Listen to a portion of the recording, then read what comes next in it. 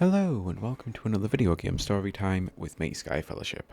Today's episode is entitled How Achievements Are Changing the Way We Play Games, and I don't know if this is still like the title part of things or if I'm just launching into it. That at this point I think I'm not even doing either.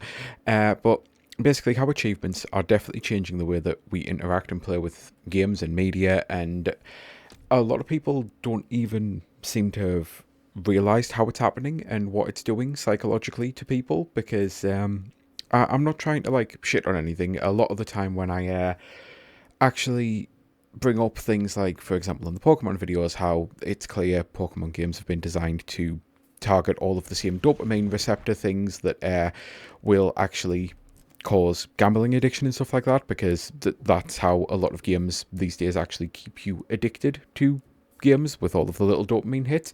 And this is actually the same sort of thing with achievements, and this is common knowledge. This isn't something that's new. I'm not coming with a completely brand new idea, but it's something that did actually hit me in a different way, in a sudden realization, and it's why I've loaded up Resident Evil Requiem here. Which, by the way, apologies for the just constant loading. I wasn't really planning on ever using the Switch version for actually making a video. Which, yeah, this is the Switch 2 version of the game. And quick sidebar: if this is genuinely the only console you've actually got, if your thinking is Resident Evil 2, so 2, what the hell am I thinking? Resident Evil 9 is good on the Switch 2. That's where the 2 was stuck in my brain. ADHD, it's a thing. So if you were sitting there thinking, is it worth getting on the Switch 2? Yes, I am genuinely so fucking shocked as to just how good of a version this fucking game is. I was not expecting much. Basically, I always loved Resident Evil and loved speedrunning it on a handheld. And when I found out that the trilogy, well, not so much that it is a trilogy.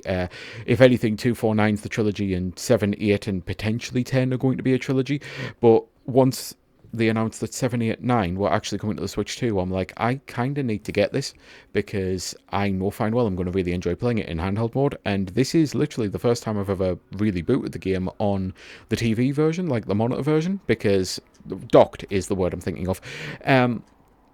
Because I actually do have a really good PC at the end of the day, so if I ever want to actually play the game, then I'd just play it running it on my PC if I wanted to play it on a full screen thing. So I've only played it handheld mode, and it's absolutely exceptional. It looks great, it runs great, it's definitely got some places where it chugs. I'm trying to not so much go full spoiler mode here, but there's a very action Unreal section that ran like absolute shit, and it actually caused me to fail multiple times, but purely because of how bad it ran. But at the moment they are actually patching it, and potentially it might be better by the time it gets there, and it is just literally one part of it. If this was the only way I could have played the game, I'd have still really enjoyed it. So yeah, total and utter sidebar, but the Switch 2 version is what made me actually realise this, realisation I suppose.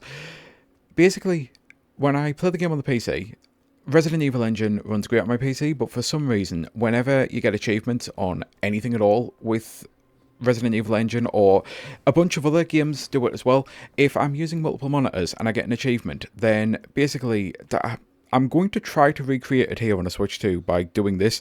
The achievement pops up, immediately the game pops out. The game pops out and it turns off the HDR. It makes everything run like absolute shit and lags on my PC for ages until the achievement's gone. Then I have to click back onto it. Then I basically get this kind of situation going on. And then eventually it finally clicks back into place and I can go back to playing the game. It is the most immersion breaking thing fucking ever. It absolutely drives me mad. It's something that a lot of people complain about, and the only way to really stop it is to completely turn achievements off. So that never happens now when I'm playing a game, because you'll get achievements not just in like huge chapter sections or anything, but you'll get achievements, in the middle of actually doing a fight if you've done something relatively cool and the game rewards you with it. And it's really maddening. But those achievements, those same things, the getting things for doing something cool, are specifically what I actually want to talk about. Because I was playing Resident Evil 9, obviously, and not being able to see what achievements I was getting, I didn't really care, because I genuinely don't for the most part. But I've been playing games for so long, with achievements for so long, that when I stumbled onto a section where I basically had four zombies in front of me, and threw a Molotov cocktail and set them all on fire, or when I did have four lickers in front of me and I was throwing acid as grace, I was actually sitting there starting to wonder, would that be something that I got an achievement for? Because my brain is kind of just warped now to constantly have that little bit of dopamine feedback, because as much as I don't really care about them, I'm not going to lie and say I haven't noticed them. And the amount of times that I do get something, and sometimes achievements can actually be fun, like in Gears of War. When you defeat the Berserker for the first time, you get an achievement called My Love for You is Like a Truck, which is a reference to a movie called Clerks, where in Clerks there is a guy, oh my god, Olaf, I think his name is, if memory serves, and Olaf is Russian, and he sings in a metal band, and he basically starts singing the song, My Love for You was like a truck berserker, would you like the making fuck berserker? So achievements can actually be that fun little, hey, I reference that, like, I recognise that reference, or fun little dopamine hits or anything of doing something cool. And when I was playing through the Switch 2 version of Resident Evil Requiem, I didn't realise it was going to have achievements, because Nintendo is kind of infamous for not having this, but I've started to notice that some games do actually include their own achievement system for when this is happening, and clearly developers realise that this is something that people want, and it is something that they've managed to... I don't want to make this sound insidious by saying they've got people hooked on, but there are people out there who genuinely spend an exorbitant... I can't say the word, just a fuck ton of time.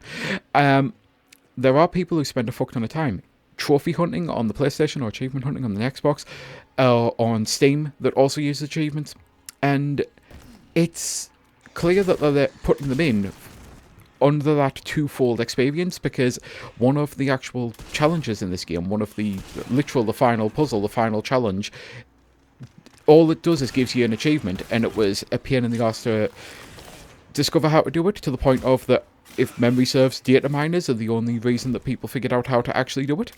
And it's just one of those weird things that the whole reason I'm making this video, and I know I'm kind of scattering about all over the place, again, ADHD, it's a thing.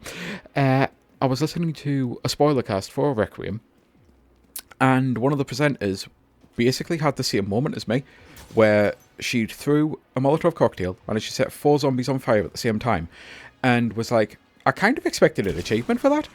Now, when I first did it, I was doing it on the PC, where I'd turned off my achievements, but I actually did wonder if that would have got me one, and I did check. After I beat the game, after I rolled credits, I went through the Steam achievements to see what I'd got, and I didn't spend too long in them, but then on the Switch 2 version, where the achievements do actually just pop up for you, because it's its own thing, and as far as I'm aware, there's no way to disable them, and I genuinely wouldn't have anyway, because they're not, like, intrusive, they're not something I dislike seeing. I only turn them off on Steam, because again, the whole boom with games is absolutely maddening. But when the same thing then happened and I didn't get an achievement, I did have that weird moment of, that's a bit of a shame, and it's like, wait a minute, why am I getting disappointed that I didn't get rewarded with some meaningless little paplink? Because that's all it truly is at the end of the day. Achievements should have always been something that are designed to, like, give the little dopamine hit.